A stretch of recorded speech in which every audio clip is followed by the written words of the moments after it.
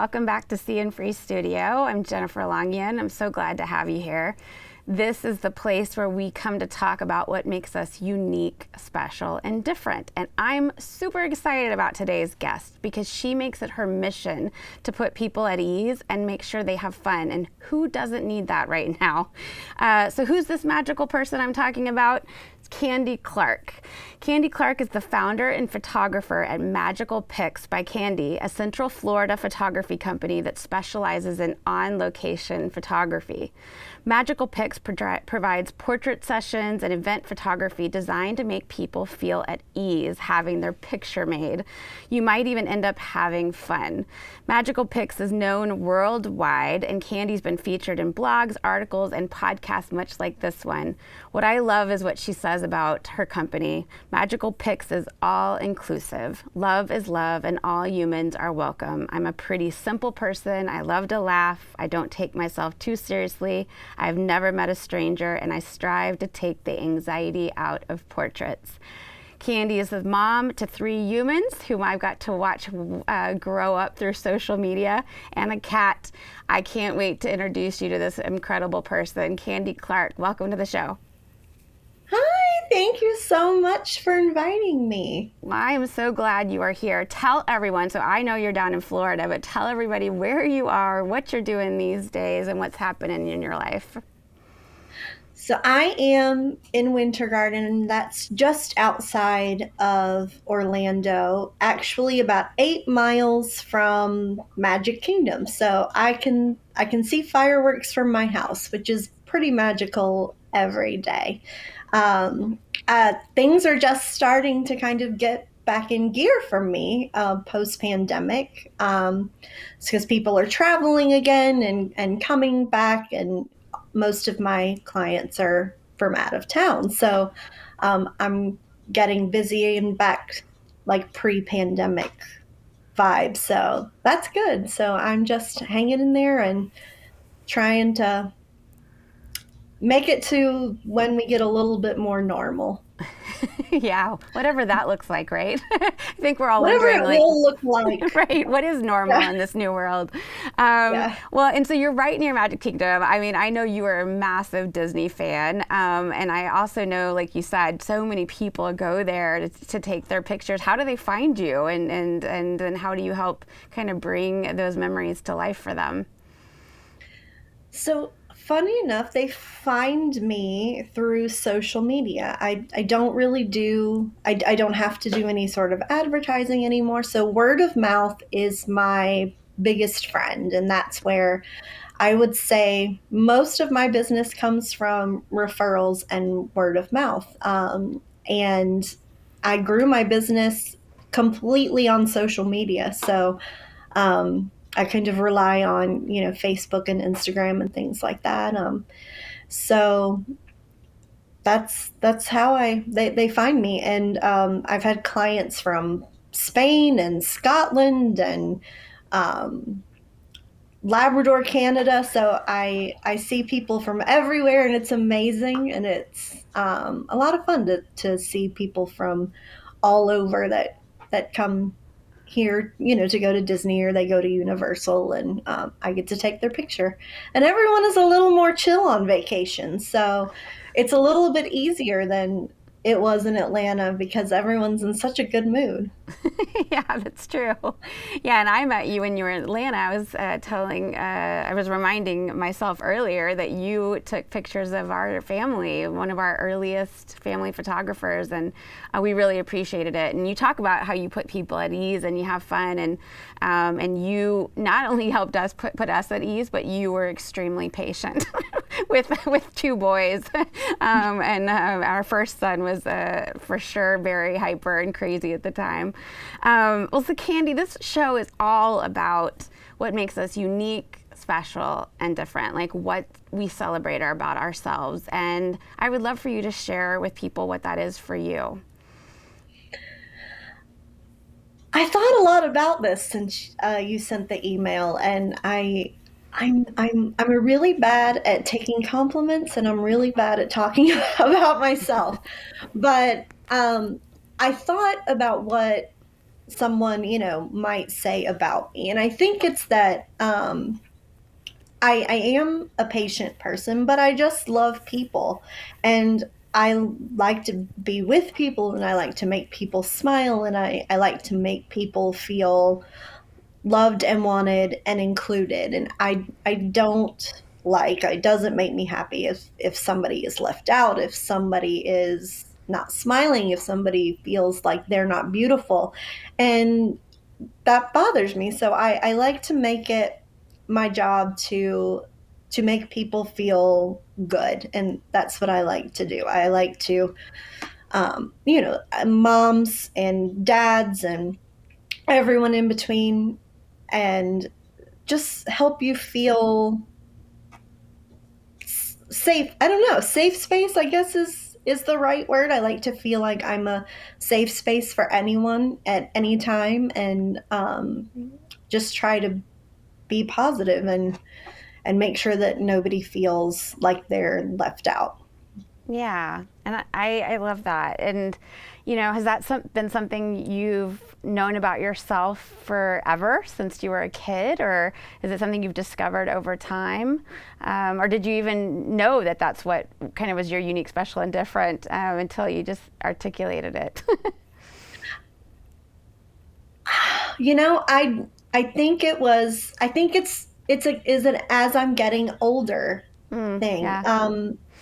I When I started the business to move to Florida, and everything was on social media, and I put my whole self out there because I made myself the brand.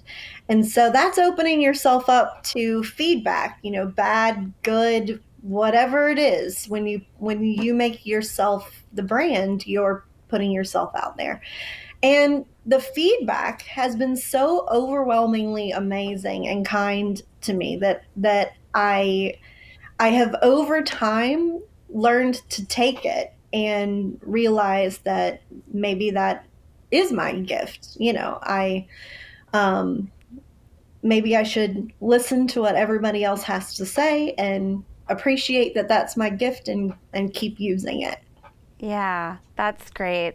And I do know that about you. I mean, I love the way you write, even in the spirit of your brand. I mean, I love that you put yourself out there and your perspectives, and you take care of people, and you raise awareness about what's going on in people's lives, and I love that about you.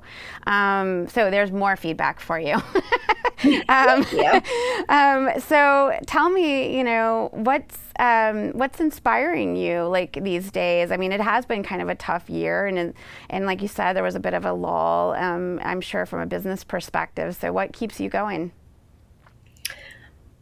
I think it's the kids, my kids, other people's kids, my kids' friends. And, I just want to say that I feel like younger generations get a lot of flack for, being this or that, but I look at my 19-year-old son's friends, and I look at my 16-year-old daughter's friends. And then if you even go down to my 10-year-old son's friends, and these kids, they're open minded, they're caring, they love everyone. They, you know, they don't body shame each other. They don't, you know, they're just very open minded coming up. And that gives me hope, because I like to think that, I'm kind of raising up the next generation that's going to take it one level past, what I've been able to do. And then it just gives me a little bit of hope to know that things are going to be in their hands, pretty soon. And I feel like they're just such an amazing group of kids. Yeah. Who was the person that helped you level up? Was there anybody in your, younger life that you felt really kind of lifted you up and inspired you and helped you kind of see the best in people? You know, I'm going to go with, there were so many. I'm the kid who loved school, so Yeah. There has to be one. Yeah. yeah, I'm the kid that loved school. But honestly, like childhood and teen years were very rough for me. I didn't have a Mm-hmm. very stable house to live in. I didn't have um, a lot of support at home. But when I finally like got out of my house and moved to college, and I went to Georgia State, and I had every professor in the anthropology department there was so welcoming and so just happy to have students there learning, and they never thought that you couldn't do it and pushed me a little harder and knew that I was smart enough and capable and cared enough to push me and break my boundaries a little bit. And I think that's where I kind of figured out who I was, and that I was a real person, and I had real feelings that mattered, and I had brains in my head, and things like that. So it was late for me. So I would say my college professors were the ones who like pushed me out of my shell a little bit. Well, thank goodness for them. Like I think Mhm. sometimes we take that for granted because people can look at you later in life and say, "Oh my gosh, you're so accomplished, you're so grounded, you're so all of these things." And some of us have to take the path of adversity to get there, right? And then just Mhm. appreciate it when you do. And thank you for sharing your story because I think hopefully that gives hope to people that are still trying to figure that out. And they do need that support system like you had with your professors just to remind them, like, you've got it, you've got something, and you need to just appreciate it about yourself. So thank you, Mhm. professors, for that, for Yes, helping so Candi see much. that. Yes. I'm still friends with many of them today. We've grown into like friends for real, and they're still like supportive, amazing people. And it's just, I don't know, I think it's the anthropology department. They love people over there, so That's I think right, by yeah. nature. Well, I mean, Yes. so I mean, how do you think that played a part in kind of how you evolved into your profession? Because anthropology is like it is about studying people and cultures and whatnot. Do you think that it lent itself to the pursuit of photography and the art that you're now in? I don't think, well, it did open some doors for me Yeah. in anthropology, and I got to do some amazing trips and field schools Mm. and experiences because of the skill. I was already doing photography straight out of high school. Mm. Um, Yeah. so I did it kind of part time all through college, and I thought I was going to get out of college and get a traditional job and move on, through life like everyone does. But um, I think I decided I wanted to do it full time. I was teaching at a school, and I just really wanted more flexibility in my life. I wanted more like autonomy over my own schedule and my own life and what I was doing. So I decided to try to have a go at being full time. So um, it was kind of scary, but it ended up being perfect and it worked out great. And here I am. It's been 6 years of full time. So I've been super blessed with amazing people that, spread my name around, and I'm able to continue to, homeschool my youngest and pick my oldest up from school every day. And those were things that I didn't realize were going to be important to me at the time, but became important later. Yeah. Yeah, that's great. Well, and you talked a lot about how focusing on your children has been so important lately, and in the spirit of your USD and kind of helping people find joy and put a smile on their face and make them feel included. What are some of the maybe advice or suggestions you could share either with your children or with other parents right now who want to try to do that for their children? I would say first, parents out there, give yourself some grace. It's Hmm. hard right now for everyone. Being a parent is hard under the most, normal conditions. And we've all been parenting through a pandemic. We've been parenting through like scary political times the past several years, and a lot of, social unrest and strife. And, so my first advice to parents would be, give yourself a little grace. Your kids don't need you to be perfect. They just need you to be you and love them. And that's all you have to do.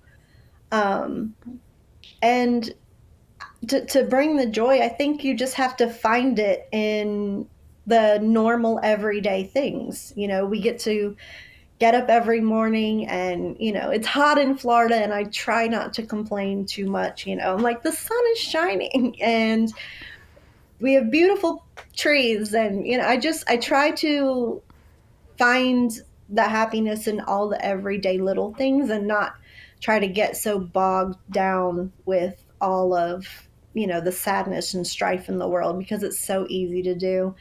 And also while making them kind of aware and tiny little advocates in the world. So I try to focus on the positive of that and not the negative of that. And I think I just go day to day like everyone else. Yeah, yeah. And it is like kind of a day by day thing. But I love that advice is just, to find joy in the day to day, and find joy in what could be monotonous or could be hard, but try to find the positives in it. And I think that's great advice. Well, one of the things I like to do during the show is ask a random question, and you get to pick between 1 and 25, and that'll tell us what question you're going to answer. What do you want to pick? I'm going 4. 4, all right. Ooh, okay. What's something you've always wanted to learn, and if you haven't started yet, what's stopping you? Oh my gosh. This is a hard question for It me. is. I I I don't know if you're familiar, but I'm an Enneagram 7 with Me too. ADD. So Yeah. I want all the things. I want to learn all the things. I want to do all the things. Mhm. And what is stopping me is everything else. Like I could, this is such a, of course the universe gave me this question.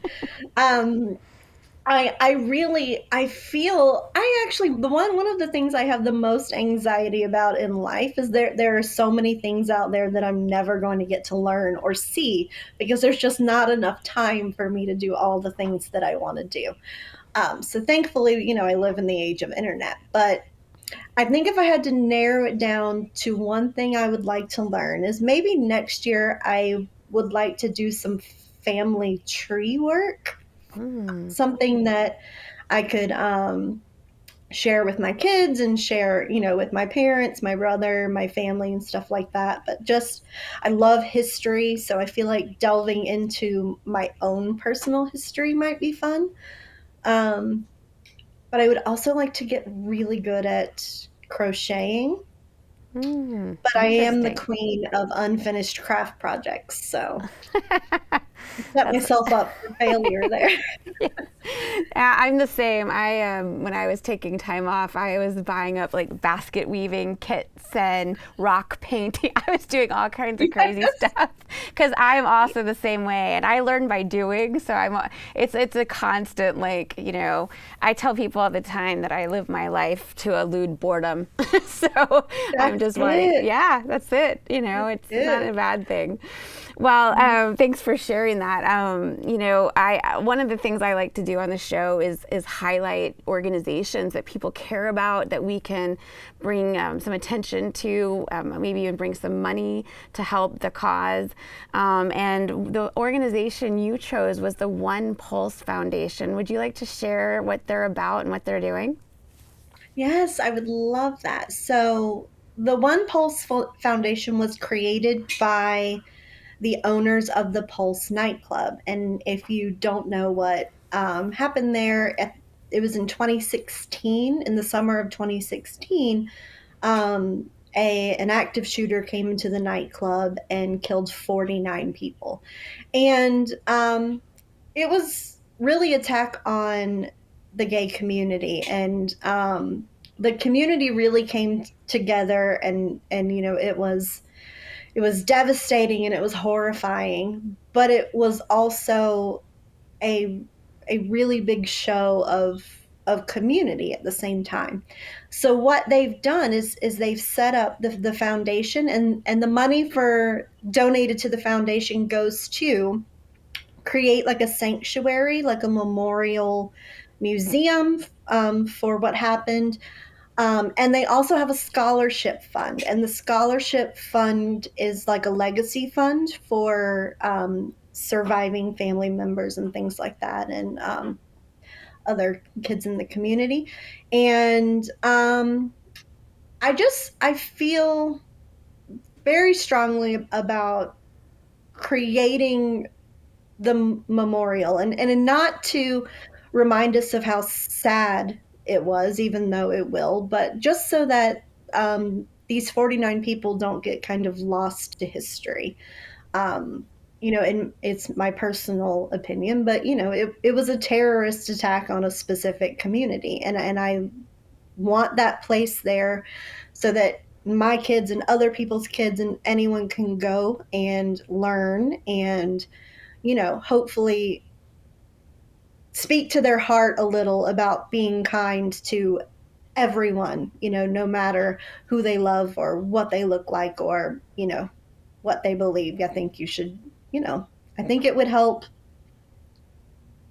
empathy, like create empathy in the community and be a good place of learning for the kids. Yeah, agreed. And thank you for sharing that and bringing attention to what happened at the Pulse Nightclub. I remember those events. It was horrific. And you're right, it was an attack on the community. And so thanks for bringing attention to it and holding attention for it. Years later, I love that you are so passionate about that. And I hope that we can all raise some awareness for the foundation, and just for, like you said, being kind to everyone, and recognizing people are different, but they're still worthy. So please, at the end of the show, we'll have a QR code, and you can, if you're watching this on YouTube, you can quickly snap the QR code with your phone and donate to One Pulse Foundation. If you're listening to us, just look them up. They're right there on the internet, and you can donate. It's at the top of the page. They make it super easy to find. So I really appreciate you bringing that attention, Candi. My wife and I definitely appreciate it as parts of the gay community. So thank you. Of course, I love you guys, and I want to get to a place in the world, where I'm not getting emails as a photographer asking if I photograph, will you photograph me and my wife? Will you photograph me and my husband? Will you photograph me and my family? I want to get to a place in the world where no one has to ask me that. When they send an email, they can send an email just like everyone else and say, will you photograph, are you available? Not like if I will. And it hurts my heart that people are living in a world where they feel like they need to ask me permission to do basic family things that everyone does. And so on my website and, on my social media, I really try to spotlight any sort of, differently abled kids and different looking families and all of those things, because I just want those things to not be different. I want us to all live together, and for people not to have anxiety about something as simple as emailing a photographer to ask about getting a family picture made. Yeah, that's wonderful. Well, you're a wonderful person. You're a magical person. I love that. I love your commitment to just letting everyone be themselves. And like you said, just wanting people to feel good. I love that that's your USD And I hope that people return the favor and that you get to feel good as well. I've really enjoyed getting to know you. I love still following you years later, even though we don't see each other anymore these days. Maybe someday, because you do On Location. So if the family's ever in Florida, I'll come find you. I'll come to California. Hey, listen, that's true. You did not limit yourself. So this is a location. No. So I'll take it. That's right. Well, so Candi, I'm so glad you came on the show. I really appreciate you accepting the invite and joining me today. And I hope you and the family do well, and that everything good in life comes your way. Thank you so much. It was so good to see your face and give everyone love from me. And I appreciate you asking me to be a part of this and your amazing group of people that you've had on so far. Oh, thank you. I appreciate it, and I appreciate you. And I appreciate all of our viewers that come here every week. So please subscribe if you haven't already. You can find us on YouTube, Spotify, Amazon, Google, you name it, we're on it. And we hope to see you soon.